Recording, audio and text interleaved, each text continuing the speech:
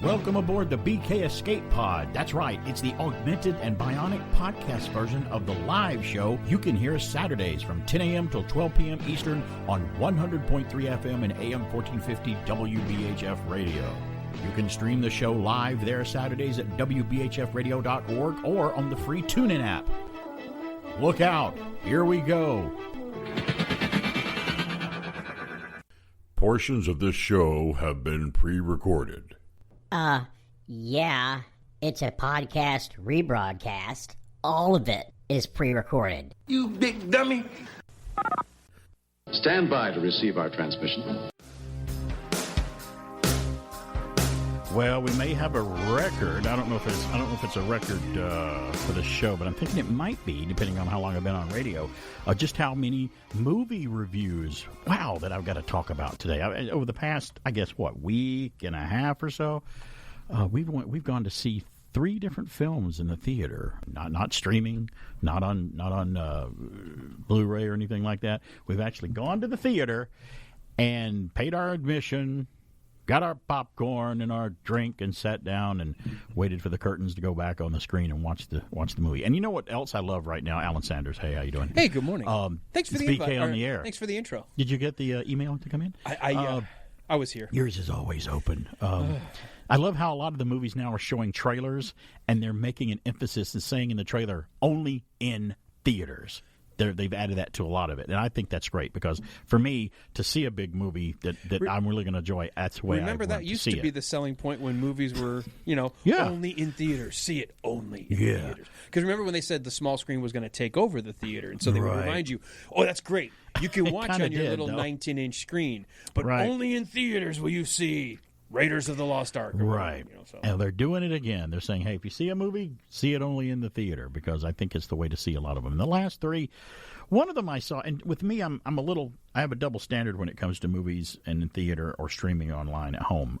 I don't mind seeing something like, if I had to see Downton Abbey, A New Era, at home, that's okay, because that's the way I was originally watching it anyway. Right. Was a streaming show on Netflix.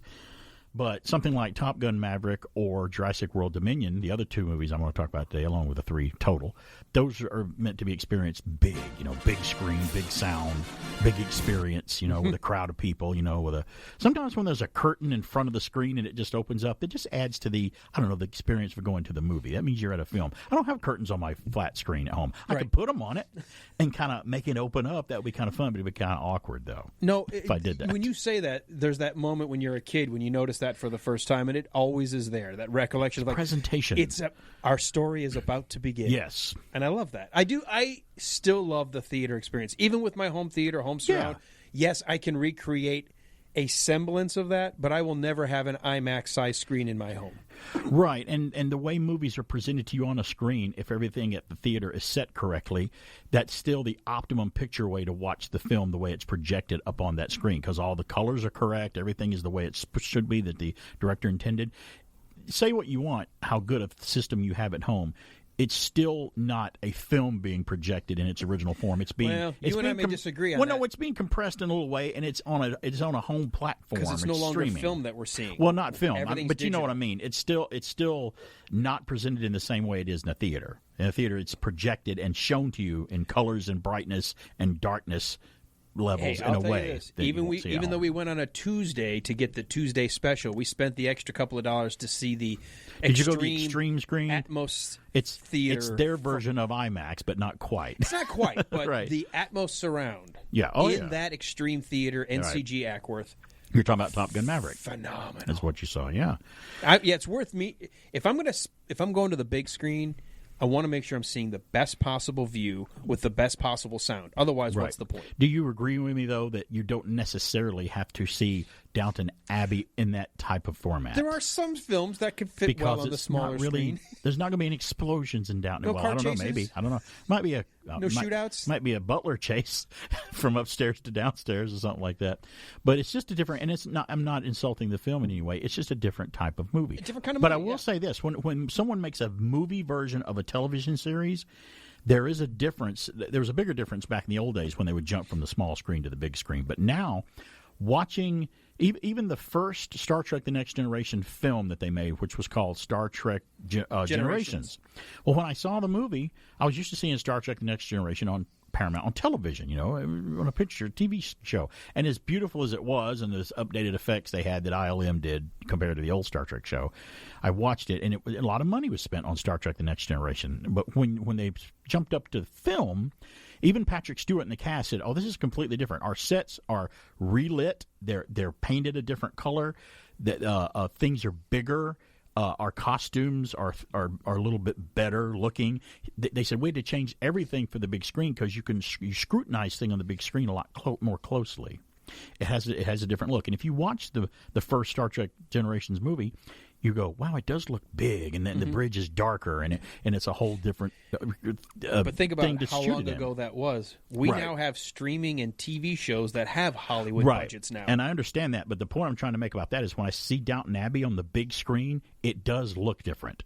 I think that they shoot it with different cameras. They have a bigger budget. It looks a little different, a little bigger, a little sharper. It very well just could be the fact that you're in the theater, too. Could be, too, yeah. But it it's looks why we big. go. There is a Right. reason why you It go. There is looks an different. added extra benefit of being in the theater. It does. It didn't look like could it did very on the well TV be just show. the collectiveness of being in an audience. Right. I will tell you, Top Gun bought tickets the night before. We said, I'm going to go see Maverick. Right. Wife and I are like, get our tickets. You know how you buy your seats now, assigned seats. So Sure. You can pick so them, I go yeah. online, and I'm like, oh, there's only 2 other seats sold? We're going to have the theater to ourselves. In less than 24 hours, when we got to the theater, I was like, they sold out nearly this entire 4 o'clock matinee show quickly. on a Tuesday. Quickly, yeah. I was astounded. I was expecting to have an empty theater. Nope, it was packed. Right, during the week. And there was something about being in a packed theater. You feel the energy. Oh, sure. Everyone was pro.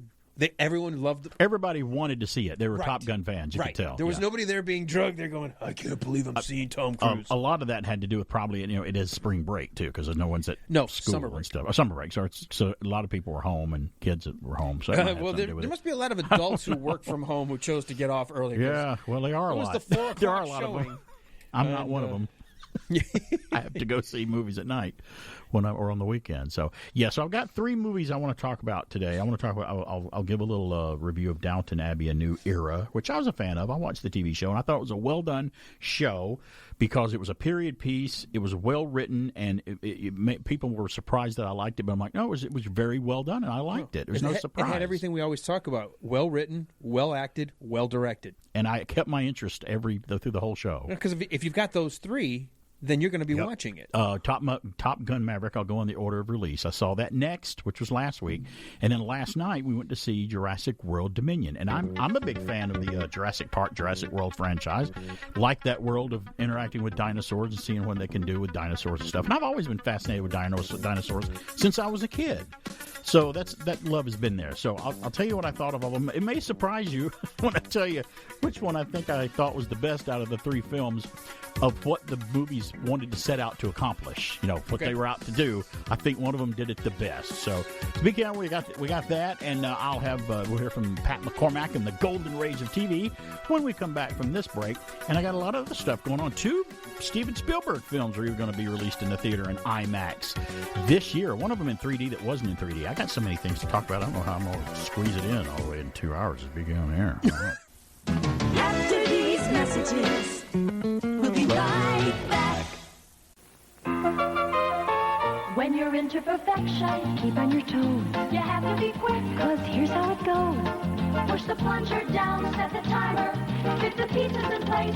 Don't be slow in perfection. You've gotta move on fast, or the pieces pop up before you put in the last. And then perfection. Perfection, complete with playing box, mechanical timer, and 25 geometric shapes. From Lakeside. The Shogun Warriors. Guy King with rocket boosters. Great Mazinga with rocket launcher. Look, it's Godzilla! Is he friend or foe? You can decide. Wow. Launch his claw. Imagine his breath is a blast of fire. Good warning! The large Shogun Warriors and Godzilla. They're ready to strike when you are. The Shogun Warriors, Great Mazinga, Guy King, and Godzilla, each sold separately. Accessories not for use with smaller Shogun Warriors from Mattel.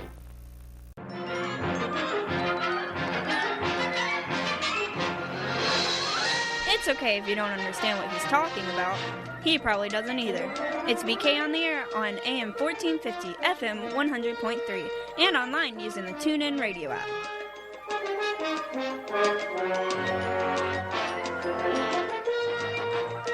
Greetings, fellow classic TV fans. Beginning in 1966 and running for 44 years, Jerry Lewis hosted his annual Labor Day telethon, which is credited for raising over $2.4 billion for the Muscular Dystrophy Association. At its peak in 1976, the Love Network reached 213 affiliated TV stations, making it the fourth largest network behind the Big Three for a whole 21 and a half hours. Jerry's first Labor Day broadcast raised just over $1 million, with the final tally increasing each following year. Then in 1973, joined by Ed McMahon as co-host, they hit $12 million. By 79, it was up to $30 million, and in 2008, the all-time record was achieved with a tally of over $65 million. The sheer amount of entertainers that made their way to Jerry's stage was astounding. The list includes the likes of Johnny Cash, Tony Orlando, Tony Bennett, Lola Falana, Liza Minnelli, Ray Charles, Nancy Sinatra, and speaking of Sinatra, Frank performed multiple times on the show, but there was one appearance in 1976 when he had a little surprise for the host.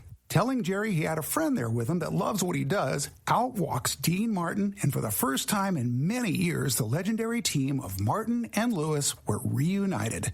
The two Titans had not spoken privately in years, and they embraced like two long-lost brothers. And according to Jerry Lewis, the two spoke every day after that. This is Pat McCormick with your Retro TV trivia from the Golden Rage of TV. You can also find me on YouTube and Facebook at Golden Rage of TV and on Twitter at Golden Rage of TV1. And now back to BK on the air. WBHF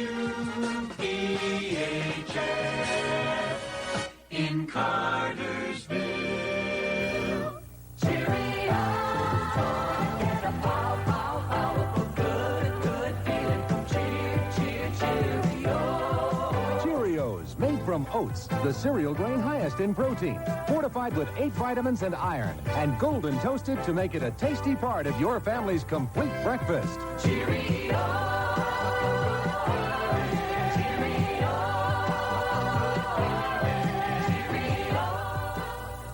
And I'll admit, Cheerios was not really one of my favorite cereals growing up because I had to sprinkle some, a little bit of sugar on it to give it that extra sugar goop that would float down to the bottom of the bowl. And that way, once you eat the cereal and that sugar goop milk plaster, whatever it was, the stuff you speckle the ceiling with, I guess you could have done that with it.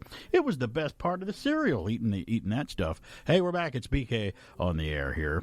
Big thanks to Pat McCormick and the Golden Rage of TV for his segments every Saturday. Talking about the Jerry Lewis Telethon. If you have not seen that clip of the Jerry Lewis Telethon from 1976, where Frank Sinatra brings Dean Martin into the Jerry Lewis Telethon and totally surprises Jerry Lewis. It's the first he's seen Dean Martin, his longtime partner, in so many years. The first time he's seen him. It's a wonderful video to watch Jerry Lewis just be completely floored and speechless on live television during a telethon. Did you ever see that clip that Pat was talking about when he brought Dean Martin in? Mm-mm. I'll send it to you. It's amazing because they had broken up, I think, in when was it? 56, they called it quits, I guess, and they were like the number one duo for years. They brought in millions of dollars, Lewis and Dean Martin and Jerry Lewis.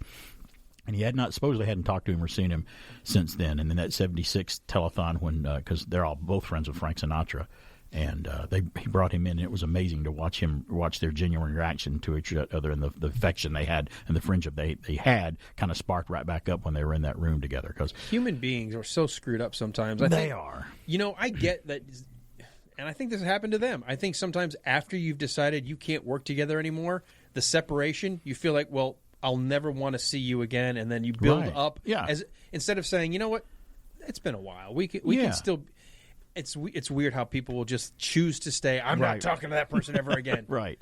And he said after that day they met in 76, and Pat McCormack said it in his report there, after they saw each other again in 1976 at the telethon, they spoke on the phone after that every day after that till Dean passed away. Really? And I'm like, that was pretty interesting. Never worked every day is a lot. Again, I don't even want to talk to my own family every day. I talk to my dog every day. Okay, that's different, but not on the phone. I can talk to my dog on the phone. She's smart. She's got her own iPhone. Well, I did have a FaceTime call with Lila yesterday, but that was only because she was on top of a mountain in the Appalachian Trail. She just wanted to say hi. Yeah, I was on video. I was like, hi, and all of a sudden she comes over and goes, what? Oh, I hear him, but I don't see him. I never knew what broke those two up, though. Until I watched an interview with Jerry Lewis once with there's a guy named Bill Boggs who had an interview show in New York, which was syndicated. He's still around, I think, and very popular. Like he's like one of those like Regis Philbin. He's one of those talk show hosts that kind of gained a show that was syndicated for a while, and a lot of people knew him. Bill Boggs. He was talking to him. He goes, Who was? He just directed. He just hit him with the question. He goes, "Whose fault was it when you guys broke up?" He goes, "Who did something that caused you guys to split?" He goes, "It was me."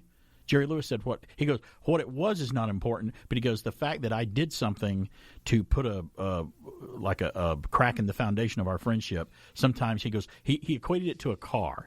He goes, "If you got a car that you have an accident in and it bends the frame of the car, you can usually never repair that. That's it. That car is totaled, probably." And he goes, "That's what it was." And I still to this day don't know what it was, but it was Jerry Lewis that did it. I guess I don't know if it was intentional or accidental, whatever it was. Who knows? But you and I have talked about how we like some Jerry Lewis movies, even the 80s ones he did, like Cracking Up and Hardly Working, and some of those films.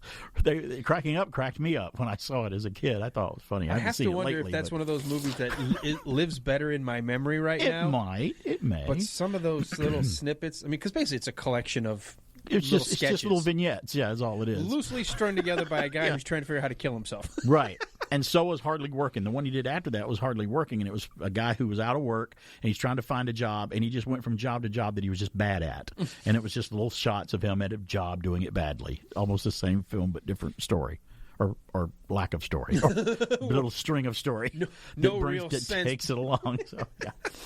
I got some headlines I want to get to here after everything that happened this week. Did you hear your winner for the best movie at the MTV Movie and TV Awards? Spider-Man No Way Home won. Debuting in theaters back in December, it's become the highest-grossing film from the pandemic era, which wasn't hard to do. No Way Home was one of the most ambitious superhero movies yet. Of course, the film appealed to Spider-Man fans of multiple generations by uniting Tom Holland, Andrew Garfield, and Tobey Maguire all into one story. Well, it did. It won the best movie at the MTV Movie Awards. This past Tuesday on June the 7th came and went, and it was, and you may have reported it, Alan, when you were doing the morning news, it was National VCR Day on June the 7th. And I wanted to say how happy I was when I finally got my first VCR. I was working at a furniture store at the time, and I was able to buy it on time. They allowed me to go, you can pay a little bit with this as you go.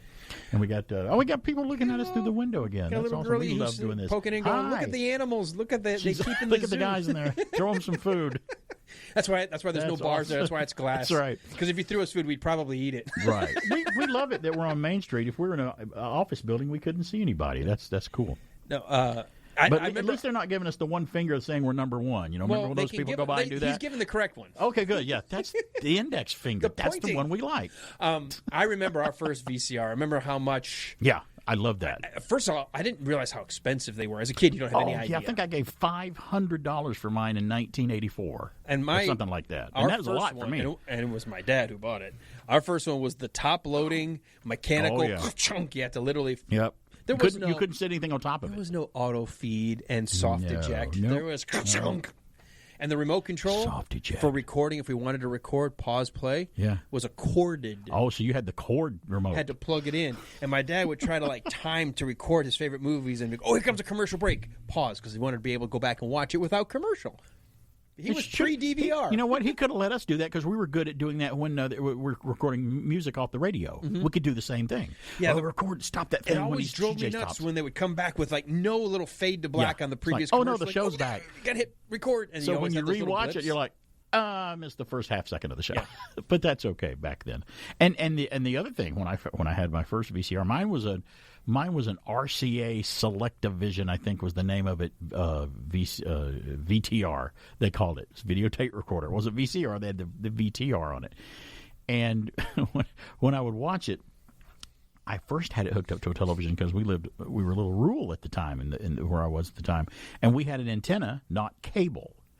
And, sometimes you get a clear signal with a television antenna back in the day, but there might have been just a hint of snow in the signal, just a little bit. It wasn't a perfect signal, and then I'd play it back. Well, when you record something, you had 3 speeds. You had the SLP, LP, and SP. Remember, you probably thought like me, well, why would I waste a tape for only one movie when I can record 3? Because I can get 6 hours out of this tape. Yeah, so I taped it in SLP, and I'm playing it back from the antenna signal anyway, and I'm like, why does this look so terrible?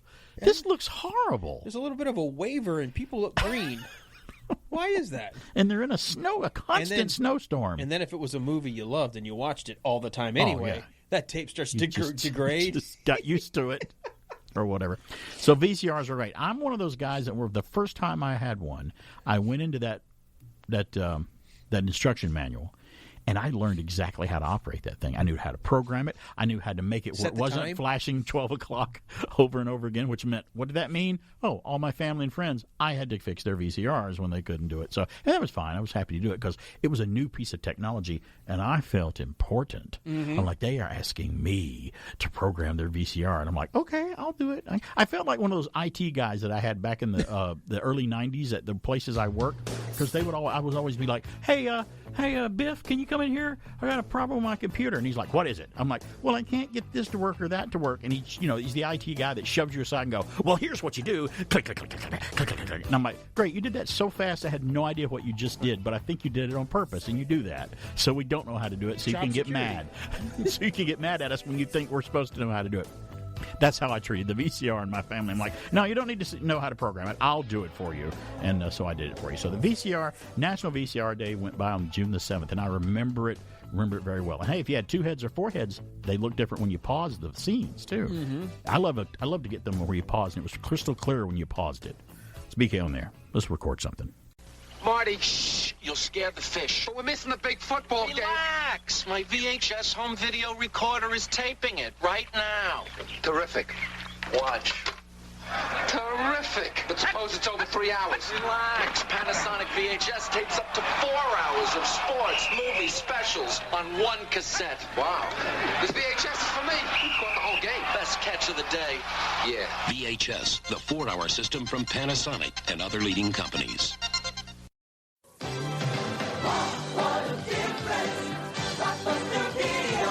I've never seen 10,000 tapes in one store. There's so much kid stuff. And I can keep them for 3 evenings. Now this is a video store. Ordinary video stores don't even come close to Blockbuster Video. You've just got to see it to know what we mean. Wow. Wow. Wow, what a difference. Blockbuster Video. Come discover the Blockbuster difference. The number you have reached, 911, has been changed to a non-published number.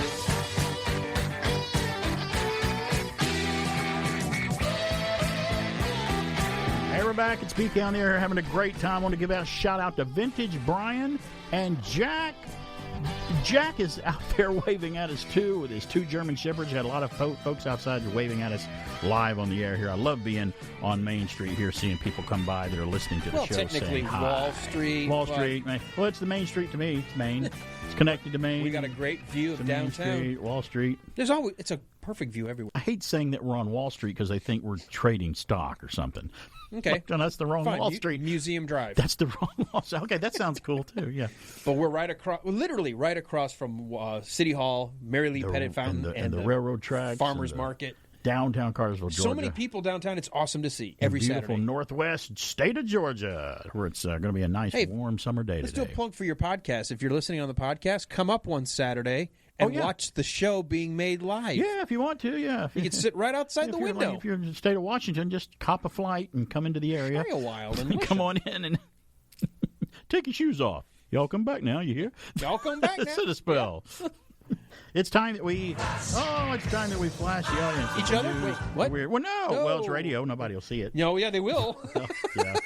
No, they will. They're tinted. Well, they're not that tinted. Well, you're right. You and I will see it. And see, that's the problem. It'll stay with me. You're flashing me? No. You're flashing me? No. No, it's you're flashing first. Right into the bucket. You go first. Okay, well, good. I've got the first news.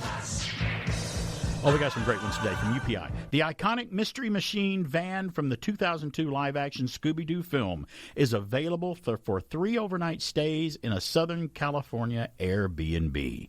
Airbnb announced the Mystery Machine is being listed for 3 one-night stays June the 24th through the 26th to celebrate the 20th anniversary of the movie's release. The van is decked out with 2002 throwbacks, including a Sugar Ray album with a portable CD player. Well, if it's 2002, but if you want to be really Scooby-Doo, there should be an 8-track player, but that's the 70s. A lava lamp and a vintage TV for late-night viewing of Scooby-Doo. The stay also comes with meals and snacks, mystery games, and a virtual greeting from host Matthew Lillard, who played Shaggy in the movie and its sequel. Quote, I've been channeling Shaggy since the live-action adaptation in 2002, and he's been a part of me ever since, Lillard said in an Airbnb announcement. I can't wait to welcome guests into the world of the Mystery Inc. gang as their Airbnb host and give them a summer vacation they'll never forget. Monsters not included, he says, unquote. The Mystery Machine is available for booking starting on June the 16th at 1 p.m. So check Airbnb and search for the Mystery Machine from Scooby-Doo, and you might be able to stay in it. Let me just say how much I loved. When I first started watching Scooby-Doo as a kid in 1970, I remember it well. It was one of the earliest memories that I have of Saturday morning TV was that program as a kid, sitting in front of that television with a bowl of cereal watching it. Same here. And as a kid... amazed how a cartoon could still creep me out. And every one of the early mysteries always had just enough of a scary ghoul or monster or creep or something that I'd be like, how are they going to get away from this? And a cool theme song, too, at the beginning. I sang right along. How many people our age can sing along with the Scooby-Doo song? Probably too many. I do this all the time. And I love the Mystery Machine. I thought there was a cool van. You know it immediately when you see it by the color. Of course. Color scheme. And with our love of dogs, I can tell you, every day in my house there was a reference to a Ruby snack. Pippa has her Ruby snacks. And we often, with our smaller dogs, we go, puppy power!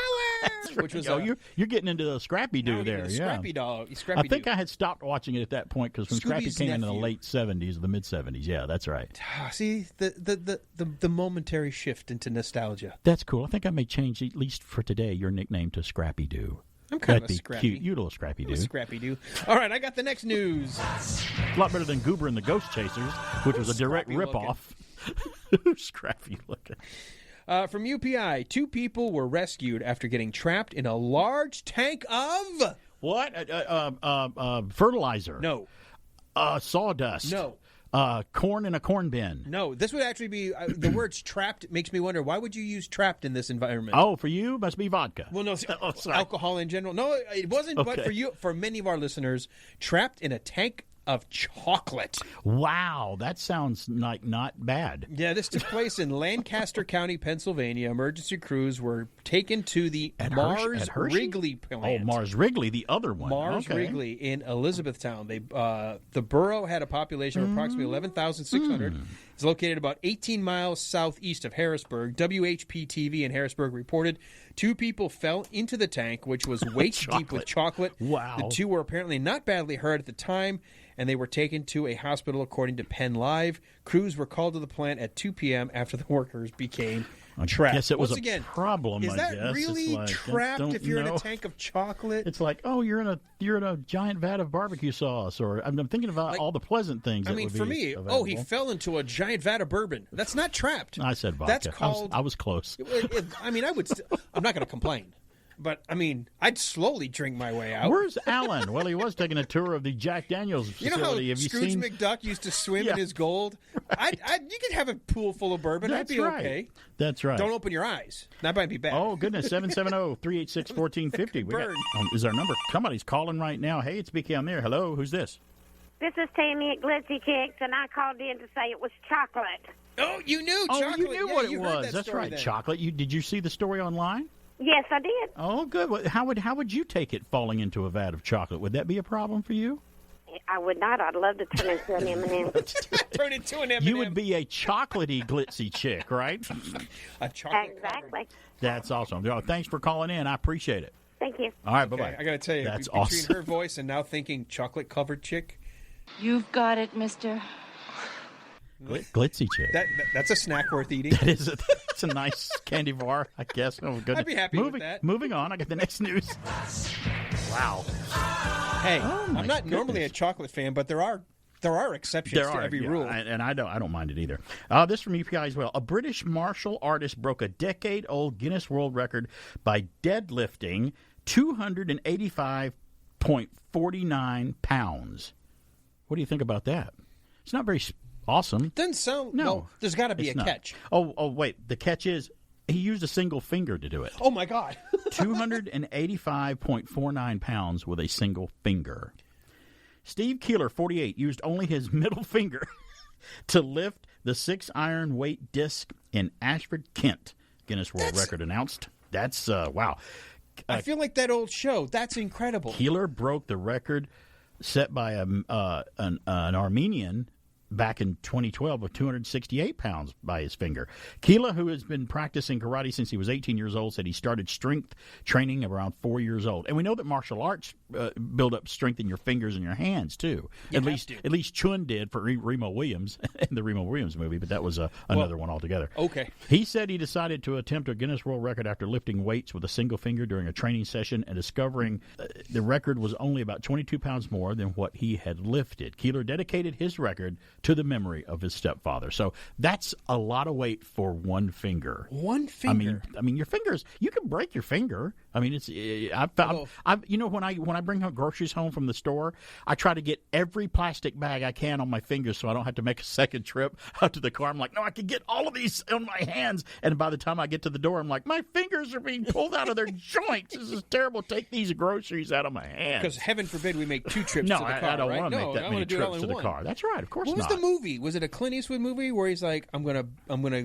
fight you and I'm only gonna use my thumb? I don't know. What was it? I know what you're talking about. What is that? And he only uses. All right, while you do the news flash, I got to find out what because that just reminds me when you like how strong your I'm finger. only going to use this finger or this thumb, as he said. I think he's like, what I'm is only that going to from? use my thumb. All right, what is that from? I got the next news. All right, let's go to UPI. Police in a Colorado town are pleading with the public to, quote, stop trying to take selfies with a moose on the loose. Moose on the loose. Moose on the. And this is not the next movie of some kind. Not a college frat kind of movie. The Erie Police Department posted a short video to Facebook showing the moose that wandered into town walking down a road with a police escort. Police said Colorado Parks and Wildlife officials are making plans to relocate the massive animal. The department also asked members of the public to keep their dogs leashed so they do not frighten the moose. Moose are dangerous, man. You don't mess with mooses. The mooses. By the way, it was Sean Connery from the Presidio. Oh, that's it, Sean Connery. Colonel Alan Caldwell with his thumb. Now, are you sure you want to have a fight? Because I'm only going to use my thumb. Thumb? My right thumb. Left one's much too powerful for you. And now, these messages. For thousands of years, man has yearned to touch the stars, to touch them. The dream of centuries, growing closer with each year. In a few years, part of that dream is going to come true. A great space station orbiting the Earth. An artificial world where a dozen men will live for 6 months at a time, unlocking the mysteries of space and probing the Earth's resources as man never could before. And even as they do what man has never done, they will do the things that all men do. Sleep, grow hungry, daydream, laugh. And when the clock says breakfast, they will probably begin with Tang, the orange-flavored instant breakfast drink with more vitamin C than orange juice. Good, nutritious Tang for spacemen and Earth families.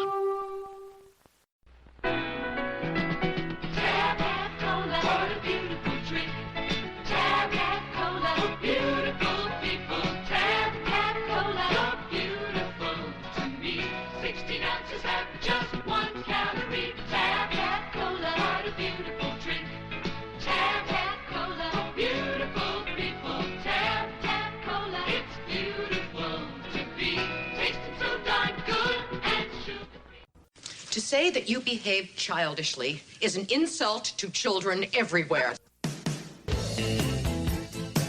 Hey, we're back. It's BK on the air. I got one more news flash to get to here before we... Oh, someone's on hold to talk to us on the phone. They called while we were on the commercial break, and I just took it and put them on hold, and we'll see what they want when we come back. I got the last news. From UPI, a dedicated drinker in Wales broke a Guinness World Record by visiting 56 different pubs in 24 hours. I could do that. How about that? Oh, could you do that? Challenge accepted? Honestly. And having at least one beverage at each. Yeah. I wonder how he was when he got to the 56th pub, though. You don't feel anything by that point. What are you talking about? He was having assistance. You're having Guinness announced that Garrick Murphy, 29 of Carindafron, we have to have our listeners from Great Britain correct me on that.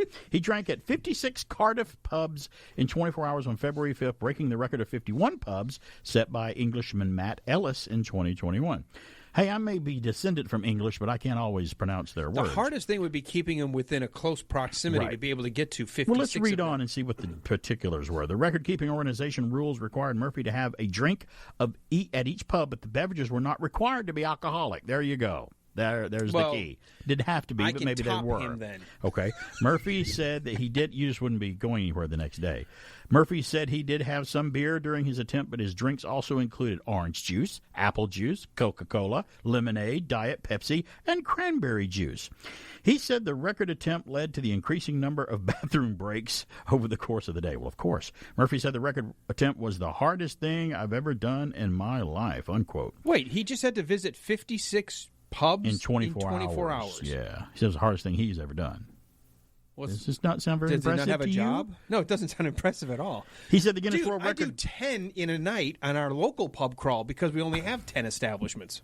Well, he said the Guinness World Record certificate will be on permanent display drinking cranberry juice on a shelf at his home. Well, he got an award for it from the Guinness World Record. So. Maybe I've got something I can finally. Maybe you can do that just here locally. And like every one of those other stories, I'm going to have to tell my wife, look, I'm going to start training for this now. Okay. It's going to take me How some do you time. train for that exactly? Just going to have to do it. It's going to have to. I'm going to have to button up and buckle down. Well, do me a favor. Do it on a Friday night. Come in on Saturday. Because I want you to come in the next day, and I want to see just exactly what you look like when you come in Saturday morning.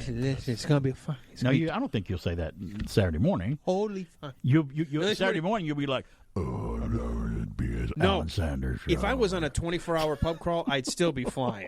It's the day after. You'd be That's why. The Saturday day after, that's when I want to see you. Crash and burn. 770-386-1450 is our number. Hey, somebody's on the line right now calling in. Hello, it's BK on there. Hello. Hello, old people. Hey there, old person behind us. Just catching up with us. It's Eric. Look, I just turned 39. Leave me alone. Okay, well, you're getting on up there. You'll catch up with us eventually. How does it feel to be eating our dust? No, I didn't confuse Sean Connery with Clint Eastwood. And neither did I. Neither did Alan. Alan, tell him what you said. I said, what was that movie? Was it Clint Eastwood? Was it Clint Eastwood? He didn't say it was. BK goes, no, I don't know. Perhaps he's been hanging out with Walt too long. No, I haven't seen Walt in forever. I don't know. I don't know where Walt is. Walt's missing. I don't know where Walt is enjoying newlywed-dom. Well, who was it? Who was it, Eric, that you thought was dead not too long ago? Yeah, how's Bob Newhart doing, buddy? Bob Newhart, that's who it was, yeah. He's still alive, Care right? to comment? He's still alive. He's 92. We all make mistakes, right, Eric? Look. So for those that didn't hear, Eric called in one day, and he thought that Bob Newhart was dead because we did a Bob Newhart story. He goes, Bob Newhart's dead. I'm like, no, he's not. But he's he still made alive. you and me pause for a second. Like, surely we didn't miss that. We had to check, and we found out Bob Newhart's still very much alive. So people make mistakes, right, Eric? Alive. Right, Eric? Okay, while Eric thinks about that, he'll call back sometime and let us know. Now, I will admit, think. I did initially think, but I did say, was it Clint Eastwood? Because I couldn't remember. You don't have to keep justifying it. You're fine. It's all right. Traffic Trooper Chris walking by. I like that. Hey, but let's do this. How many times has that similar scene been played out with older actors? Right, taking care of young whippersnappers or something. We had I love City that. Heat, which had Clint Eastwood and Burt Reynolds. Right. Yep. We had the movie, was it Secondhand Lions? Michael Caine and Robert Duvall. Did it as well. Yeah. And then, of course, we had the Presidio with Sean Connery. Now, it wasn't a fight scene, but it was kind of a cool little take care of the youngsters in Space Cowboys. There was a nice scene in Space Cowboys with Clint Eastwood where they're the old guys training to be astronauts again to go on the mission. Mm-hmm. The young astronauts are in the cafeteria, and they send some Ensure drinks for them to drink, the old guys. Mm-hmm. And then when they best them in the training, they send them baby food. The Gerber formula or food, so them baby to eat. food. So that was kind of getting it back at the youngsters. That was cool, too. So, that is actually one of those, I guess it's a stock scene now in Hollywood where you've got the older people who supposedly wouldn't be able to defend themselves. Yep. And it's designed to do one thing, to show you just how bad they are. I'm trying to say the whole word, but I would say that there was a little bit of that in Maverick because they were. Remember they're making fun at him in the bar. Oh, when they challenged him, challenge him in the bar. How about 200 push-ups? Gun. He's like, all right. And I love the montage that it builds along. They're all doing push-ups. And they also make fun of him in the pub and call him old man. He had to leave the pub. Then they find out, here's your guy leading you on the mission, and he walks in to brief them. They're like, oh, it's him, the guy that we threw out of the pub and asked to leave. Yeah, it's an old guy. So, yeah, it just makes me feel odd that when I see, and it's happened even during Stranger Things, when I see Matthew Modine in Stranger Things, I'm like, that's Matthew Modine. He's a young guy, isn't he? Oh, wait a minute. Isn't this guy? Wait, that's Ethan Hawke in Moon Knight? I'm starting to think, wait a minute, because Ethan Hawke's daughter is in Stranger Things. She's the girl, the taller blonde girl. That's his daughter. Him and Uma Thurman's daughter. Really? That's his daughter. Yeah, Uma Thurman, and he's the girl the the cheerleader.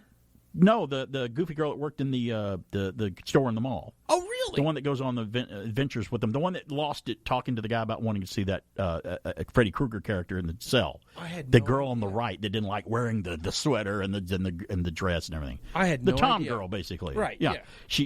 That's Ethan Hawke and Uma Thurman's daughter. She's good. She is. She's a great actress. She's got good acting.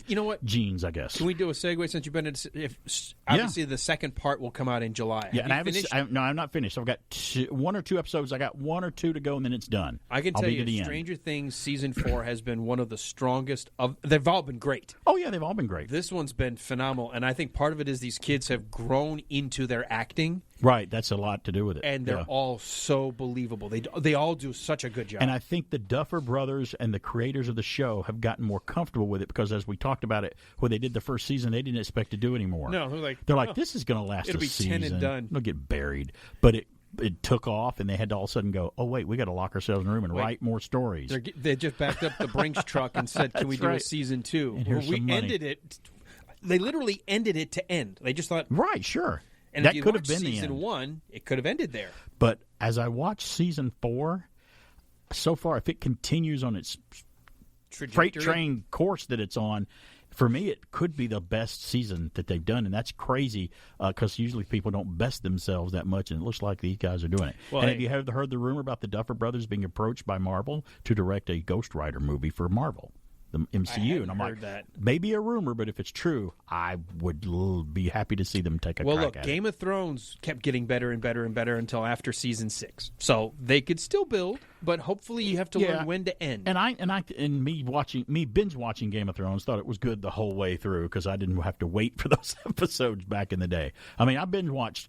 I did not watch The Sopranos when it was out. I didn't get to see Breaking Bad, and I didn't get to see Game of Thrones. I was watching other things. So those are 3 popular shows that we all got to binge watch like as quickly as we could possibly watch it. Sometimes 2 or 3 a day, and I was pleased with all of those shows. But Stranger Things for me, that's the show right now that I'm looking the most forward to watching now. It's like really well done. Can I tell you, I'm really happy that I didn't know they were splitting it in 2 volumes. Maybe you knew. That's cool. I didn't know. I didn't know. And when I got to the end of episode 7, you kind of panicked, didn't you? You're like, wait a minute, that's not the end. This is when they're stopping. There's still so many unanswered questions. Yeah, what's going on? And it goes, if you let it go, straight into the little trailer that says, thankfully they're only making us wait till July 1.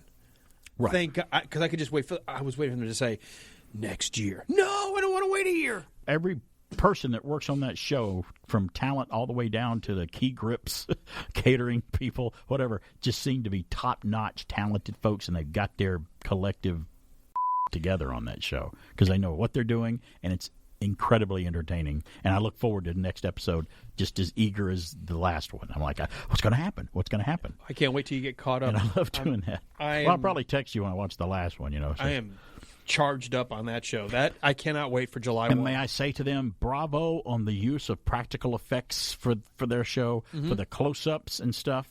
It's not all CGI. They incorporate a lot of practical effects, too, on set, and they do that. And they do that in, again, Jurassic World Dominion that I saw last night. Not as effectively, though, in this one. And I'll get into that because I'm going to talk about 3 movies as we You know how we go back today. and look at older movies? I think what a lot of the newer filmmakers are realizing is while CG is cool, when you go back, it doesn't hold up like practical effects. Some of the earlier ones don't, for sure. I mean, one of the worst, and I didn't like this movie when it came out. I was never a fan of Jumanji, either version of it, Robin Williams or the new one. But when Jumanji happens, when it happens to be, when it happens to be on right now, like if I come across the original one, I'm looking at it, I'm like, that CGI was really rough in that. It shows the rhinos walking over the car, and I'm like, that's now. You look at it, and you're like, maybe at the time we were impressed. But you look at it now, you're like, that's obviously a CGI rhino walking over that car. I think he's not really there. The movies that we'll look back in 30 years that are combination practical, CGI enhanced, will hold up better. We're going to go back going, and I think that's why they're moving more toward incorporating more practical with the CG. And then when I look at Captain America Civil War and the giant shield helicarriers are crashing and all the people and the planes and the jets are falling off of it, you look at it in the theater and like, that looks like that's totally, completely real. The lighting, the way it melds with the scene, it looks perfect. And, they're not all created equal, so some of them are great. Hey, public service announcement. What? Bob Newhart is still alive. He is still alive. Okay, good. Did you double check? Just in case anybody out there thinks they know everything. You don't. And we know that Clint Eastwood was not in the Presidio. It was Sean Connery. Yes. Of course it was Sean Connery. We're going to take a break. He puts things on his shelf. Top of the hour, we're going to come back, and I'll do On This Day in History. We've got a lot to celebrate. Some movie things coming out on This Day in History today. All that more. It's BK on the Air. Carrots taste better. Spinach tastes better. Everything's better with Blue Bonnet on it. Buttery. Asparagus tastes better. Succotash tastes better. Everything's better with Blue Bonnet on it. Buttery. It's the only margarine double blended for creamy, buttery taste. No wonder more homemakers use Blue Bonnet than any other margarine. Corn tastes better. Everything's better with Blue Bonnet on it. Buttery. And now it's time for Reflections with Brother Gold. And now, a composition by Styx. Give me a job. Give me security. Give me a chance to survive. I'm just a person in the unemployment line, but I got the power and I got the will. I'm not a charity case. I say long nights be just what I am. Make me an offer that I can't refuse. This is my last time in the unemployment line. You are listening to BK on the Air on AM 1450, FM 100.3, and online on the Tunein radio app. Now, back to a guy who'll make you feel really young, mostly because he's so old. It's BK on the Air.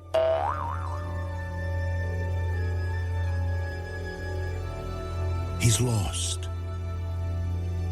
He's alone. And he's 3 million light years from home. In spring 2002, only in theaters, I'm keeping you. Steven Spielberg's masterpiece will come to life. Home. For a whole new generation. Experience the mystery. Wait, what is it? I don't know. Something scary. The wonder. What's happening? The call. E.T. Phone home. That started it all. With never-before-seen footage, enhanced special effects, and an all-new digitally remastered soundtrack. The extraordinary 20th Anniversary Edition. E.T., the Extraterrestrial. I'll be right here. Only in theaters, March 2002. That was an ad for E.T. back in 2002 when it came out on its 20th anniversary. Well, the reason I play that is, well, there is a reason I play it. Yeah. It's 20 years on 2002. I'm feeling, yeah. What is that, angina? Yeah. Do you need the defibrillator in the lobby? Should I go get it? Might need a little nitro. I'm sorry, I didn't mean to my little shock you there. tabs. I played it for a reason, and we'll get to it as we truck along on this day in history here on June the 11th. 1776, on this day in history, the Continental Congress creates a committee to draft a Declaration of Independence with Thomas Jefferson, John Adams, Ben Franklin, Roger Sherman, and Robert R. Livingston as members. Yeah. Ultra cool on this day in history. I like nice it. Little document. Oh, I like it. It might be considered a founding document. It might be. I would call it that. On this day in history, 1962, brothers John and Clarence Anglin and fellow inmate Frank Morris escaped from Alcatraz prison, the only ones to do so on this date in 1962. Made a little movie about it with Clint Eastwood called Escape from Alcatraz. To me, great movie. Saw that in the theater, left an impression on me for a long time, and I thought it was a great, well-done film. You were rooting for them the whole time. I'm like, why do we root for bad people to get out of prison because you're with them? You're like, no, watch the spotlight. No, there comes a guard. Don't do that. I mean, the Shawshank Redemption. Well, he was innocent. I'm glad that he got out. Andy from Shawshank was a different story. But yeah, Escape from Alcatraz, great movie. 1966, the year I was born. Painted Black on this day in history by the Rolling Stones peaks at number 1 on the U.S. Pop charts. Is there a rule somewhere? Any Vietnam movie's got to use that song at some point in the soundtrack? All of them does. I think Stanley Kubrick's Full Metal Jacket doesn't use it, which is great. It was a welcome thing to go, they didn't use that. Or Run Through the Jungle by Creedence Clearwater, that one as well. Because they just fit that era. On this day in history, 1977, another music milestone. I'm Your Boogeyman by KC and the Sunshine Band peaks at number 1 in 1977. You could have listened to that on the radio and went and seen Star Wars in the very same day. Good old 1977. And I am not going to apologize for loving KC and the Sunshine Band. Their songs, every time they came on, they were so fun to listen to, so full of disco, so full of beat. It made you tap your toes and shake your booty. Hey, that's their song, too. 1982, you just heard it. On this day in history, E.T. the Extraterrestrial is released on June 11th on this day. You heard the trailer I played for it with its 10th anniversary in 1922. Well, today is its 40th anniversary. You know, we're talking about a lot of 1982 movies. We did Wrath of Khan last week. You know, Poltergeist is 40 years old this year. The Thing by John Carpenter is 40. Should I go on? No. 1982, 40 years ago? No. I could go on. E.T. is one of those movies that was practical effects for a lot of it, obviously. There wasn't CG. Oh, yeah, Carlo Rambaldi. It Good just stuff. doesn't quite hold up as well. Yeah, I tried to watch E.T., and it's really now when I watch it, I'm like, this was really kind of more of it has a kiddie movie feel. It's classic Spielberg, there's no doubt about it. And it was for a long time, it was the highest grossing film of all time. It beat Star Wars. But you know how we were talking about Stranger Things? Season 1, the homage to the bikes and the riding the bikes in the subdivision. There's a definite call out to E.T. And let's be clear. We don't like any special editions of E.T. where the shotguns by the FBI agents are replaced by radios. We don't like any of that crap. No. We don't subscribe to that Didn't kind of crap. Spielberg eventually come back and say that was dumb? I don't know. If he didn't, I wish he would. I don't know if he did that. You remove the threat. You remove everything about why they Stop, or we will call somebody on these radios. Yeah. We're government officials from the FBI and the whatever. We're going to have guns. We got to have them. We're with the Department of Justice, but we have just big radios and harsh words. When the bikes take off, stick your antenna in their spokes. Do something with the radio. How long ago was 1986 today? How many years was that? 86 to today was that 36 years? 36 years ago? Well, that's the anniversary today of Ferris Bueller's Day Off. It was released today, 36. Because didn't Top Gun come out in 86? Yeah, so it's 36 years. 36 years ago from Ferris Bueller. Ferris Bueller. Yes, that one still holds up. That's still fun. It's a funny movie. You know, it's not my favorite John Hughes film. For some reason, my favorite John Hughes film is Planes, Trains, and Automobiles. For some reason, that's my, and then I like Uncle Buck. Uncle Buck's great. It's so funny. Not that I don't like Ferris Bueller. It's just like maybe my third favorite by him. And he was a great director, too. He's no longer with us. 1993, another movie milestone today. How ironic that today is the day Jurassic Park opened in 1983. Forever. And its indirect sequel. This makes the 6th film from the Jurassic franchise. 7th if you count the one little short film they did, but we talk about regular films. But at the time, when Jurassic Park opened on this day in 1993, it set a record and opened box office weekend record of $502 million. I was part of the opening that was huge. Weekend crowd. That was huge. And today, on this day in history, 1999, we lost this guy.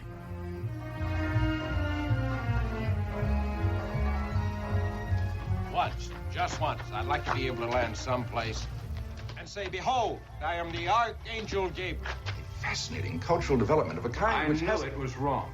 I shouldn't have done it. What's that? I should have never reconnected his mouth. He's dead, Jim. Well, either choke me or cut my throat. Make up your mind. What sort of work? I'm a doctor. Not anymore, of course. We don't need you, not as a doctor.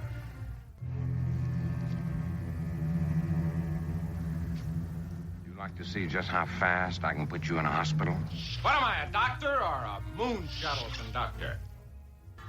Crazy way to travel, spreading a man's molecules all over the universe.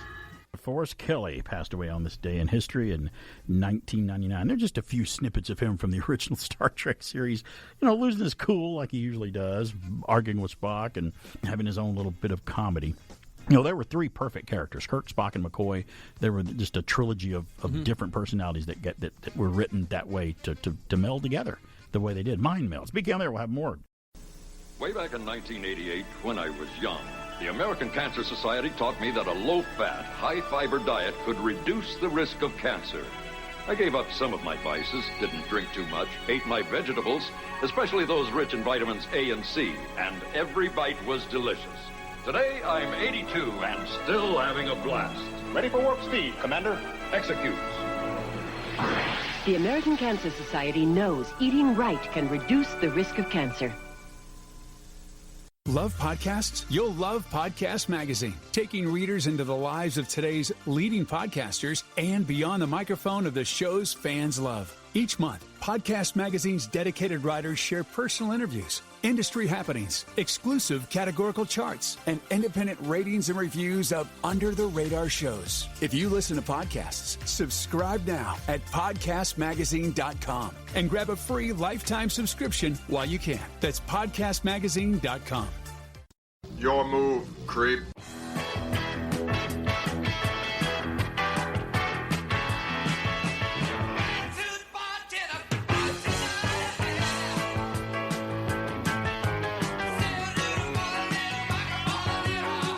Hey, we're back. Speaking on the air, another movie premiere that we were going to talk about on this day in history, June the 11th, 2019, Toy Story 4 had its world premiere. The Toy Story film that I thought did not have to be made. Saw it in the theater, and I'm like, wow, that I thought that we ended on the third one on a great climax ending of the story or whatever. They made 4, and I'm like, why did they make 4? There was to introduce the little twisty character and to make more money, I guess, or whatever. It wasn't a bad movie. No. It just didn't.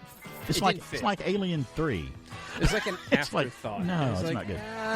Birthdays on this day in history. Jacques Cousteau, French oceanic explorer. He died in 1997. It's his birthday today. Or as Fred Sanford used to call him, Jack Gusto. Jack Gusto. Today is Gene Wilder's birthday, an actor that we happen to really love. He died, unfortunately, in 2016. Great actor, great funny guy, just a great guy. It kind of inspired a podcast. It did. I wish I could hear that one. Today is actor. Me too. Actor Ed Bishop's birthday today. He was on the TV series UFO, the Bond movie You Only Live Twice, 2001: A Space Odyssey. He was an American actor that was based in England. He died in 2005. I thought Ed Bishop was a great actor. Today is Adrienne Barbeau's birthday today. Maude, Swamp Thing, Escape from New York, Creep John Show. Carpenter's wife for a while. Yeah. Are they still married? I don't think so. I don't think he's married to all three of Adrienne Barbeau. 1, 2, 3. Today is what's the joke? I just try to let that go, and okay, I can't. Good. Can't let him go, can you? Today is Frank Beard's birthday today. Frank Beard. Does that ring a bell to you? He's the only guy in a rock group that didn't have a beard. Have the beard that the other guys did. I'm like, that's a name. It's right on the tip of my tongue. American blues rock drummer for ZZ Top. His birthday is today. Today is another musical birthday. Donnie Van Zant's birthday today. He's from the group 38 Special. I think, if I'm not mistaken, he's related to the Van Zant fellow from Leonard Skinner. I think they all part of the family or whatever, and some Leonard Skinner folks are in 38 Special, if I'm not mistaken. But I could be, because I often am.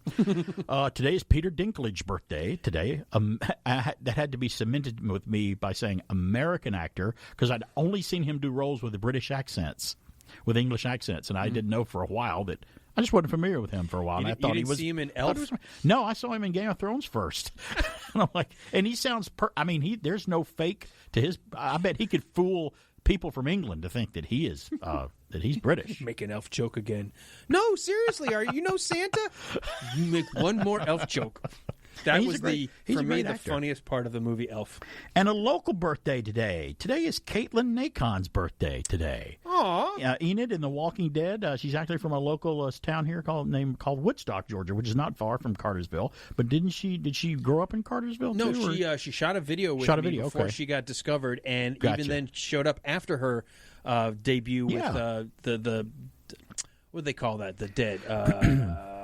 What was that show called? What, AMC. Walking Dead? Walking Dead, How thank could you. you forget that? Because I put used to do so a report out of on my it mind. every week. I put it so out of mind. It's such a terrible show the last few. Talk about a show that went really downhill. bad now. But yeah, we had her join us even after, talk about what it was like to have a secrecy agreement and couldn't talk about it until she made her debut, and it's lasted through many seasons. Her birthday today, and we're very familiar with her.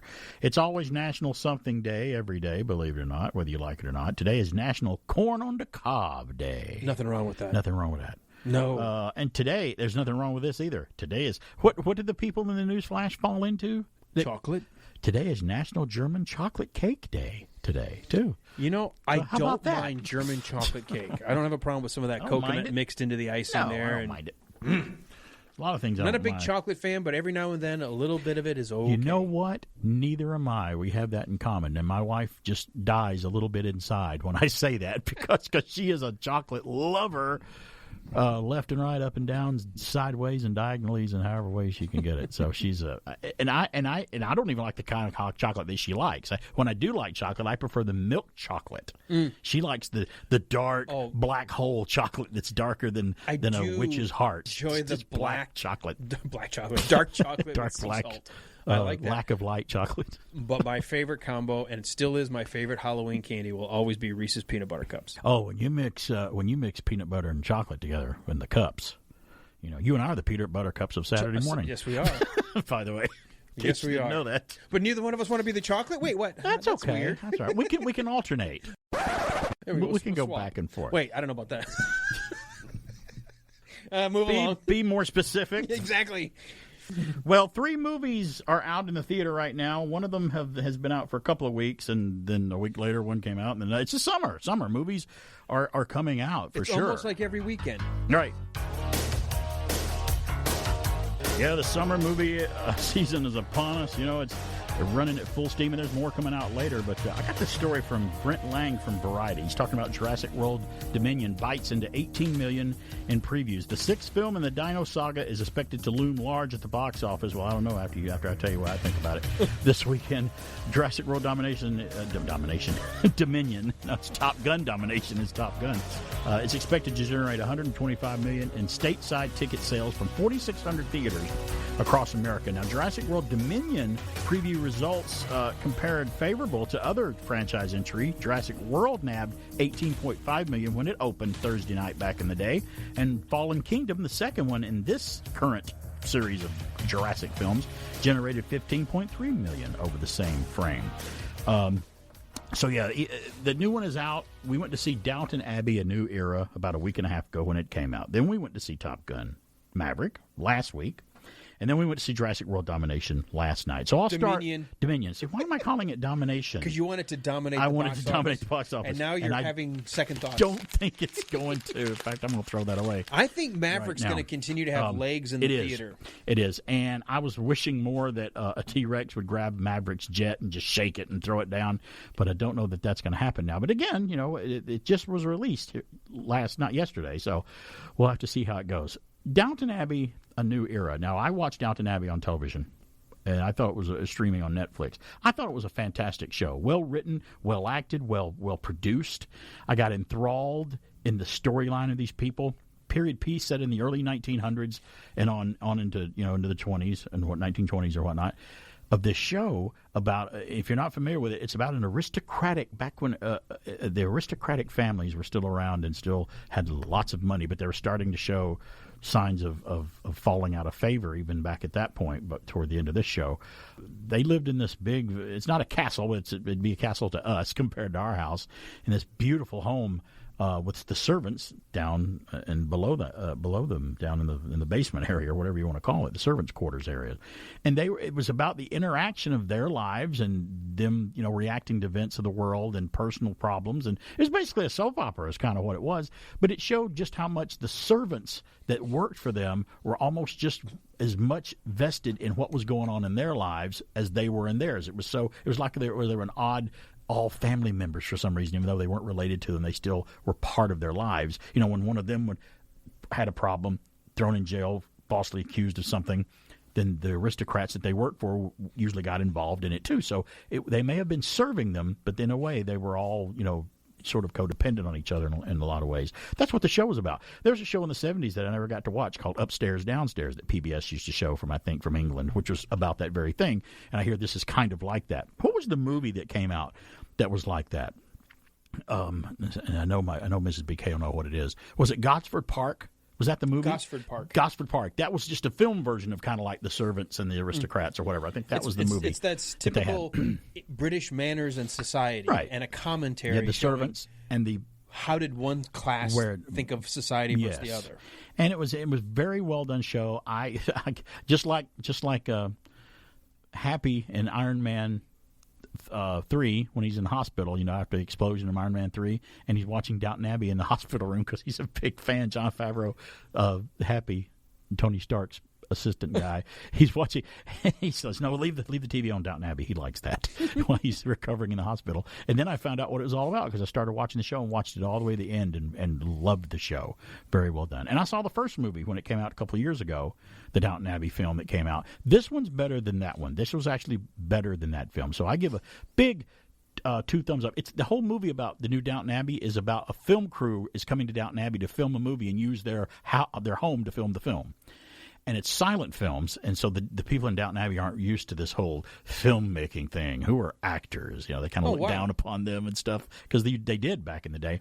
They didn't want to have anything to do with the film industry, but they needed them there because they were losing money. They couldn't keep up the home because the whole aristocratic thing was on its way out, and they were having money problems. They're like, well, it's either use this film crew to come in and let them film and let them pay us that huge amount of money, or let the roof continue to leak because the house is falling apart because they were having a problem. So that's how they had them come in. It's funny in the film when they're like, we want to use your home to film a movie, and here's what we're prepared to pay you. And they took the figure and looked at it, and I don't think they were expecting much. But when the daughter of the main guy of Downton Abbey looked at the figure on the page, she just saw her face. She's like, it's supposed to have been a huge amount of money that they were going to pay them to film the movie there because they needed the money. We'll be able to keep the people to help get me dressed in the morning. That's right. I couldn't possibly be asked to dress myself. They're employing people. They're giving people jobs. We can look at it that way. So 2 thumbs up on Downton Abbey, a new era. I thought it was a great film. Now, the following week, we went to see Top Gun Maverick, and that's a movie that you went to see. Mm-hmm. So this is one of those rare occasions where you and I can both talk about a movie, a newer one, in the theater, not a year later, on VHS or on your VCR, on your Blu-ray player or streaming. We'll be able to talk about it, and we will do that when we get into it after we take a break. We'll both give our thoughts on Top Gun. I'll give you a little hint about Alan and I and Top Gun. I think we both liked the movie, believe it or not. We both liked it, yes, but maybe for different reasons or whatnot. We got different details that go along with our review about Top Gun Maverick. We'll talk about that, and I'll also talk about Jurassic World Dominion 2. I didn't say domination that time, thank goodness. But I'll give you my review of that one, and I'll tell you which is my favorite out of the 3. It might surprise you out of these 3 films.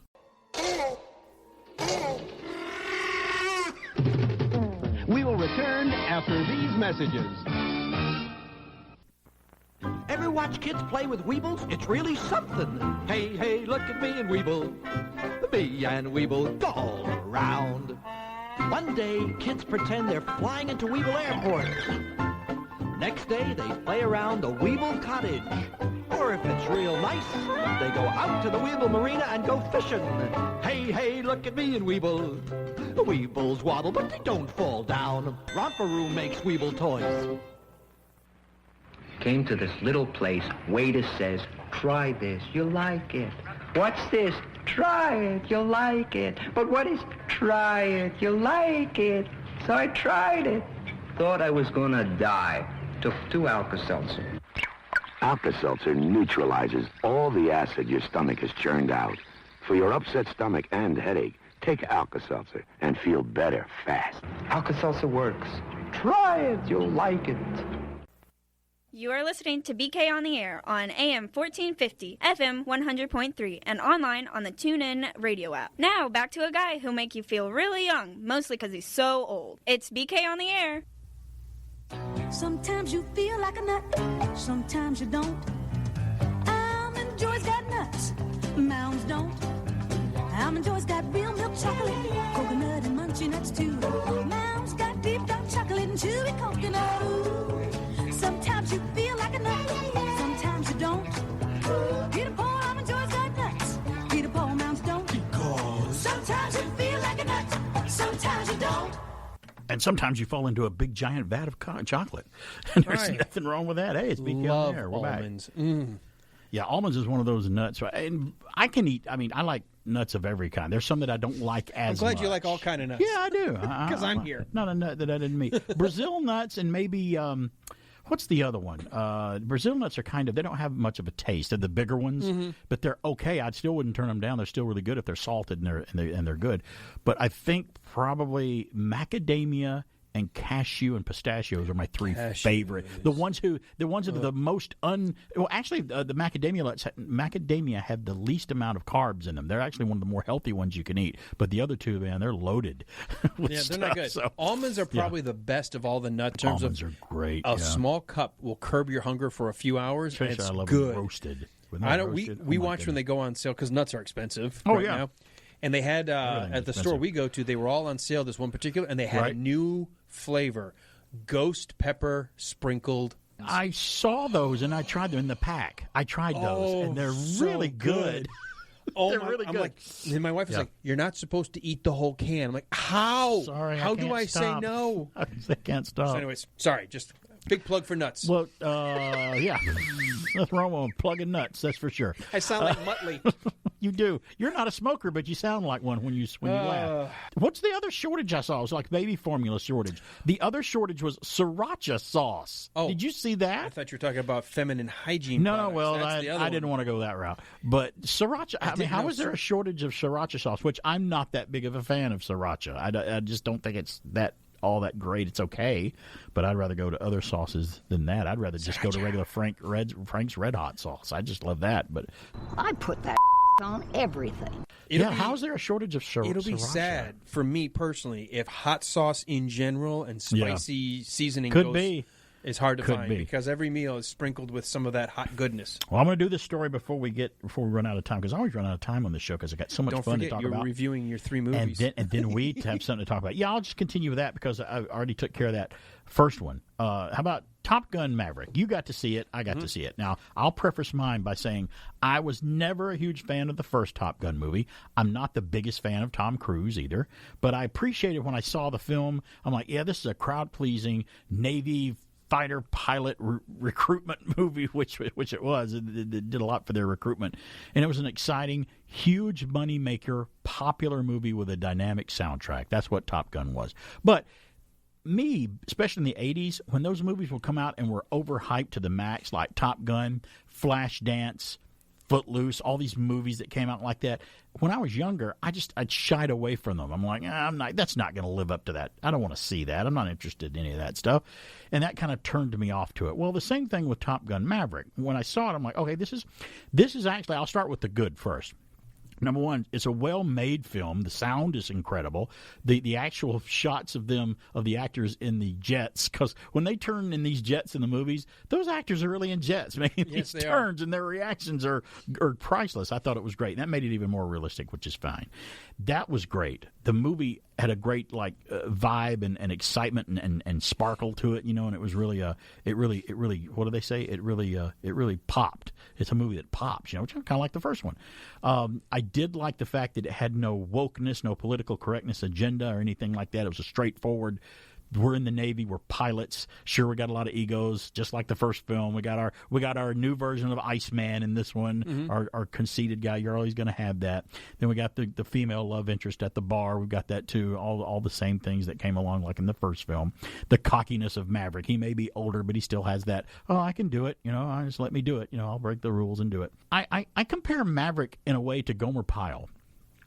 The character. All right, here's how this okay, one works. And you'll agree with me because you were in the Navy, you were in the military. If Maverick and Gomer Pyle had done what they did in their respective movies or TV shows, they'd have been kicked out of the military for the rest of their lives. Am I lying or not? Shazam! That's the way I kind of pull that together. Yeah. Well, Maverick couldn't get away with what he did either in the movie, and that's not a problem with the story. That's just it's a fictional film. I realize that. So and the other good part about it was it was shot in a way where it was exciting to watch, and you felt like you were part of the thing. Mm-hmm. It did have a lot of over the top, impossible things, and it happened that is almost as science fiction as Star Wars. It's like, wait, that could never happen. What's going on here? How did he do that? And why did this happen? But that's because it's a movie and it's escapism, and I do like the escapism of it. So, make a long review short. Just like the first Top Gun movie, I'll probably not maybe watch Top Gun Maverick probably anymore. I'll probably watch it as many times as I did the original Top Gun, which meant 2 times. I think I've seen the original Top Gun twice. And that was about it. My review would be better than that, but everything you said that you liked, don't have to repeat. I thought the characters were more fleshed out. I think it was, in a contemporary story, it was a little bit better than your 80s kind of action movie. And let's make it clear, it's not the 80s anymore. That's why it's different, yeah. It had, I thought, just some of the most exciting filming moments that are realistic because they were really filmed. It's not CG. There's a lot of real jets there. It was. In those scenes. And the original Top Gun had real jets too, yeah. But I'm on the edge of my seat. I was enjoying every second of that movie. I thought, yes, you're not going to get a lot of life lessons from it. It's not Downton Abbey where you learn about society and manners. But you know what? You're also not going to get inundated, as you mentioned, with political over-the-top messaging. That was what messaging. I was liking It was a fun movie. And by the way, I think you could bring almost any age to that movie and enjoy that as a film, as a summer movie. There's nothing bad in it that I saw that would cause a kid to scream in terror or cover his eyes or something, or maybe just the cliffhanger of is he going to get killed behind the worst thing is you might turn your kid into a patriot because they might think, this is so cool. We have jets that fly like this, and I could fly one if I joined the military. Yeah. That's a horrible thing to think about, right? But yeah, that's right. But again, for me, it's just more of a personal. That's Top Gun. I didn't like the first one or whatever. But it is a juggernaut at the box office right now. I'll say for me, it's a better movie than the first one. In a lot of ways it is. In a lot of ways it is. But for me, it's the same movie as the first one in a lot of ways because there's just almost a lot of the same elements. There is some parallel. There's no doubt about that. Now the next film. Now I wouldn't tell you. Maverick, don't get me wrong, Top Gun Maverick doesn't blow. It's not the worst movie I ever saw. Far from it. It was an entertaining film. Jurassic World Dominion. Now I'm a big fan of the Jurassic Park and the Jurassic World films. In fact, I'm a weird enigma. My favorite Jurassic Park film of all of them is Jurassic Park 3, and that's no one's favorite. But it's just something about that movie that I thought was great. It's better than 2. And it's better than this new one, too. At least to me it is. But Jurassic World Dominion, we went to see it. I went in, and everybody goes, well, I didn't go in with any high expectations to see this movie. No, I went in with high expectations of this one because it's a Jurassic World movie, and they usually meet high expectations, these films. It's dinosaurs interacting with humans in ways that they shouldn't do it because they shouldn't be here on the planet. This movie was odd. It started off and I'm like, okay, it's going, and I don't want to spoil a lot of things, but the classic crew from the first one, the actors are in this one. Now it was weird because they were all in the first Jurassic Park film. The Lost World Jurassic Park had only Jeff Goldblum in it from the classic cast. Jurassic Park 3 only had Sam Neill and Laura Dern, but no Jeff Goldblum in 3. Granted, Laura Dern was only in about 5 minutes of it. One scene. Now, in the Jurassic World, this is a Chris Pratt and Bryce Dallas Howard vehicle. So is Jurassic World Fallen Kingdom, the second one out of the current trilogy. This one, everybody's back. Even the Val Kilmer voice sound alike. Oh, B.D. B.D. Wong is in it, and he's out to redeem himself, by the way, for what he's done. This movie's kind of about redemption, about what all they've done. They're guilty about what they've done, bringing these dinosaurs into existence and blah, blah, blah. And guess what? Now, by this film, this one takes place, I think, is it a year or two after the last film? Dinosaurs are all over the planet now. They remember at the end of the Fallen Kingdom, they're all out. They let them all out. So the world is having to contend with these films. And again, we have the evil corporation that has their own agenda. No. They didn't open a park, but they opened a sanctuary for these animals where the animals are there, but no humans can interact with them. And they're like, don't worry, we have them contained. They can't get out. We're controlling everything. I'm like, right. I've seen this movie again, before. that's the biggest problem I have with Jurassic World Dominion. Nothing really new is there. It took everything about the first 5 films and just borrowed from every one of them and threw them into this one. Put them and into just a for blender and hit just puree. And just for nostalgia's sake, threw the classic cast in there too. And they're kind of walking around in the film, at least in my opinion, as actors. I'm watching them and I'm like, they're kind of the characters, but there's something wrong. It's just, I don't know what it is. I don't know what's the direction or something like that. So it's very weird. Let's put it this way. If I get it on Blu-ray, you can watch scenes of it. And now these messages. Give me a mountain and nothing to do. Give me the sunshine, give me a dew. Give me something simple and true. All I need is sunshine and smooth, refreshing mountain dew. Yeah, give me a river, give me a dew.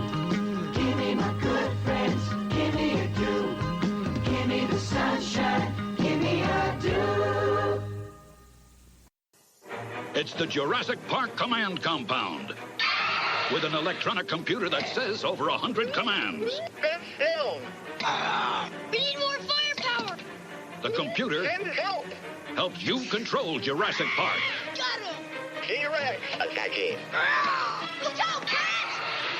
Fire the net. Got him. Compound secure. Yeah. Jurassic Park Electronic Talking Command Compound. Figures and dinosaurs sold separately. Batteries not included.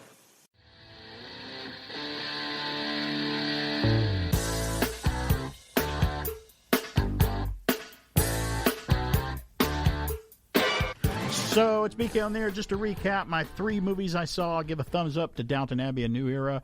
Top Gun, I give a reluctant thumbs up because I'm not a big Top Gun fan, but if you want to be entertained for about an hour and a half and see a good 2 hours movie, and 15 minutes. 2 hours and 50 minutes, sorry, you remember the time. It's over 2 hours. But it's a sequel to Top Gun. It's certainly a sequel to Top Gun, that's for sure. And Jurassic World Dominion, if you're a fan of the franchise and you want to go see it on the big screen, you can certainly do that because it's a big movie to watch. The effects are great. The dinosaurs are there. But if you want to see anything original happen out of the last, how many is it, 5 Jurassic films, you're not going to see really anything. In fact, it's going to even be a bigger throwback because the old cast is there. They look a little lost in the movie, but that was just my take on it. Maybe I need to see it again. Are they in a lost world? They're in a lost world. Yes, they certainly are. I did hear that about Sam Neill specifically, that he felt the most out of place. And you know what? He hasn't aged.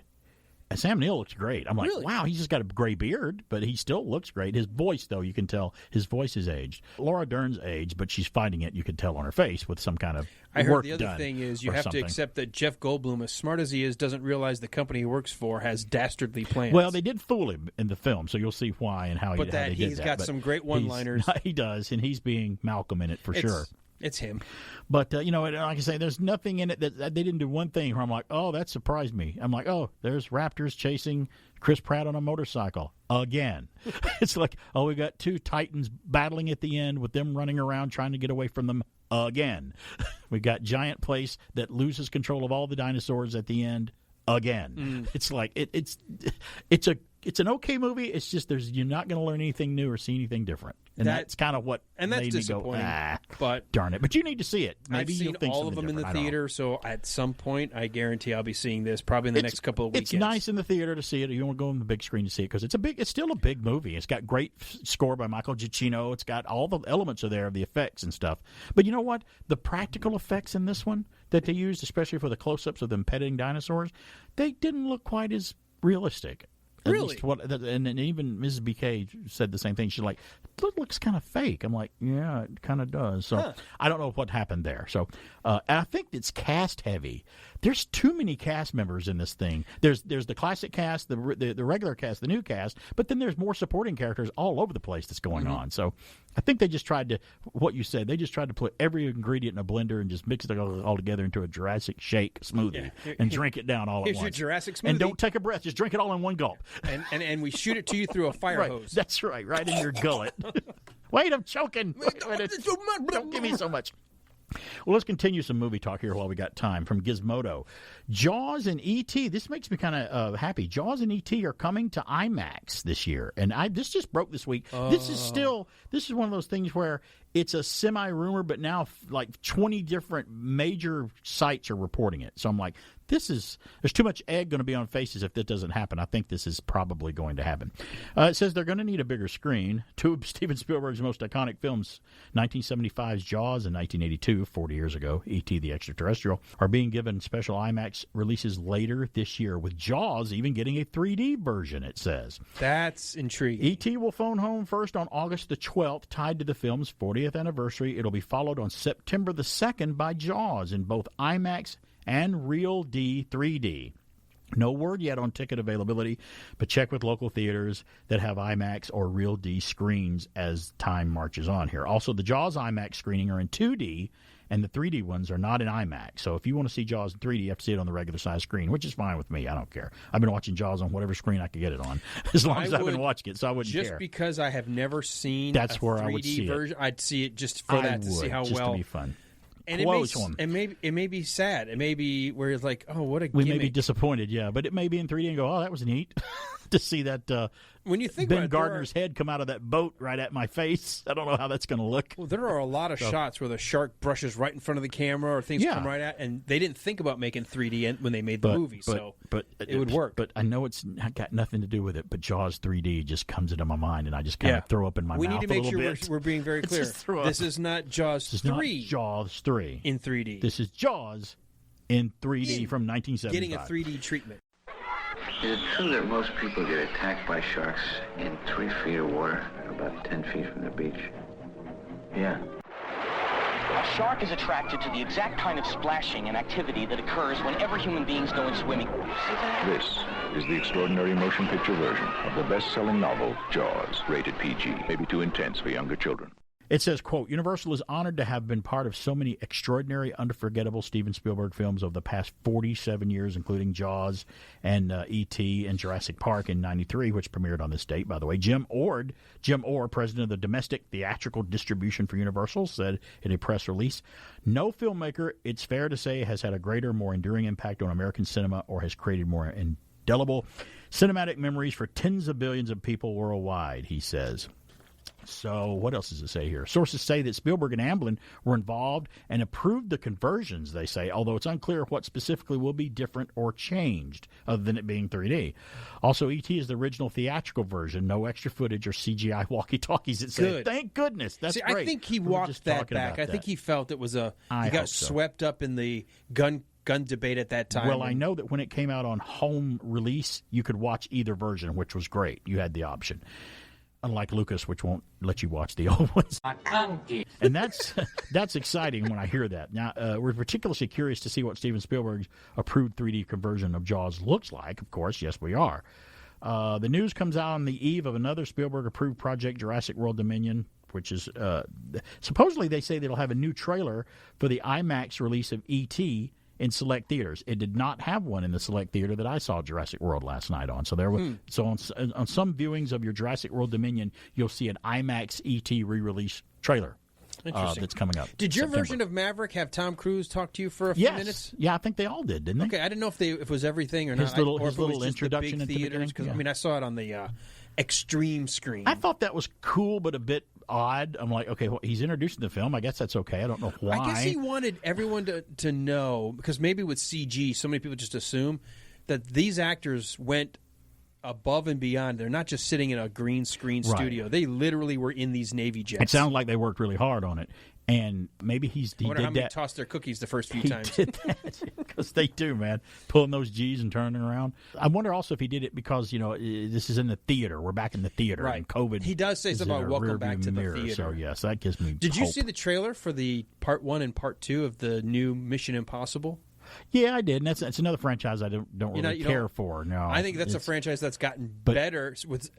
I liked the first one, but it's so separate from the rest. Right. 2 is horrifying. Yeah. 2 is the ridiculous. Don't all of them have just completely different? They're all starting just so with J.J. Abrams, the third one. Right. Everyone's gotten successfully better. If you look even at their Rotten Tomato score and where's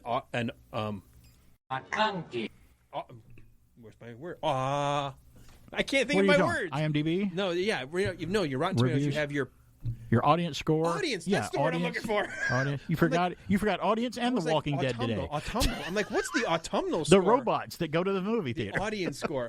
Each one's gotten better, and I really have liked each one of the Mission Impossible. It was interesting to see the trailer, knowing that they purposely did it as part 1 and part 2 because they had such a big script. Which one did Brian De Palma direct? The first one. The first one. So, and he's a legendary director himself. And that one does not have a very good rating, but I love that one. Really? I love the intrigue of that. It was parodied a lot with him sliding down on the ropes on him and stuff like that. So, doing the Brian De Palma split screen. What's happening here? What's happening there? And I understand that it's definitely a very well done update of the old television show. It's Mission Impossible. He uses the same music theme. It's just going on these impossible missions to do, and that's basically what it's about. That's what the old show was about. Well, he was part of the IMF. The IMF, yep. But I don't know how true to form it is now that he's been out and still being brought back. He keeps being brought in. I tend to gravitate toward the odd. Like I say, I'm not a big Tom Cruise fan. There's just something about him. I can't put my finger on it, what it is. I don't think he's that great of an actor. I think he's gotten better over time, but I've never been a big fan of his. But my favorite Tom Cruise movies are like where the movie is bigger than he is. It overshadows him instead of him overshadow the movie. Like Eyes Wide Shut that Stanley Kubrick directed. I thought that was good. I thought he was great in that movie called The Last Samurai. But yeah, this Tom Cruise. The first thing I saw Tom Cruise in was a movie with Timothy Hutton called Taps. Did you ever see Taps? He was the gung-ho Green Beret guy in the military academy that wound up getting killed at the end because he was shooting at the guys trying to pull them out of the school. That was a good movie too. It was a hard movie to watch. But it was dark. It was really good. And George C. Scott was in it. As a short cameo as the Commandant. But that's the first thing I saw him in. I'm like, oh, who's this Tom Cruise guy? He's kind of a jerk in this movie. He plays a jerk in this. So. I don't know what it is. I've always kind of liked Tom Cruise. Yeah, I think a lot of people he's made do. some odd choices. There's been some movies where I'm like, I don't like his attitude as a person a lot of times. We have to separate that or we wouldn't like anybody. But I thought his boyish charm that he still tries to use in Maverick, I like how they mock it when the woman at the bar, don't show me that face. What's the only face I've got? He tells 2 or 3 people that. It's the only face I've got. He's like, yeah, stop. Well, only got a couple minutes to the top of the hour. There's a Gene Wilder documentary in the works. Have you heard about that? I put it on Facebook. I'm not going to have time to do it today, but happy birthday to Gene Wilder. I'm glad his documentary is overdue. I'd love to see a documentary on him. A new Predator movie is coming out on Hulu called Prey. Make sure you check it out. We might go into more depth of that next week when more details come out about it. It's supposed to be set in the Comanche Nation 300 years ago. That's when this Predator movie's set. So, again, they're going to try something different. I might be able to see it if it comes to something other than Hulu because I don't have Hulu. And before we go, the Cadillac has released their Monster Hypercar, which will attempt to win the Le Mans and the Daytona 24-hour races. Now, I pulled up a picture of this car. If you'll come around and look at this car while we're on the air, I want you to tell me. And people look at it online. I put it on Facebook. What car comes to mind when you see Cadillac's new car when you look at it? What do you think that looks like when you're looking at it live here on the air on the computer? It looks like a Lamborghini. I think it looks like the Batmobile from 1989's Batmobile. I mean, it looks like it. To me, that's what it looks like. So check out Cadillac's Monster Hypercar. Search for it. It's out there on the internet. You'll see a picture of it and see if you think it looks like the 1989 Tim Burton Batmobile. Shows you the difference of our brains. You see the Batmobile, I see a Lamborghini. I see the Batmobile. I think it's great. You don't see the Batmobile just a little bit? It certainly doesn't look like a Cadillac. It doesn't look like a Cadillac. It's BK on there. We'll be a Cadillac on the podcast. It's BK on there. We'll see you there. On the farm, we grow a food that's everything you need to eat. It's a fruit, a veg, a bread, a milk, a cheese, a bean, a meat. Hi, I'm Farmer Brown, singing about the foods you need to keep you healthy. Today, Molly's favorite. Milk. And the foods made from milk, like cheese. Marvelous. And ice cream, too. Magnificent. Milk and milk foods for strong teeth and bones. For variety and vitamins and fill and rooty tooth. Eat a veg, a bread, a milk, a cheese, a bean, a meat, a fruit. Eat a variety every day. My man.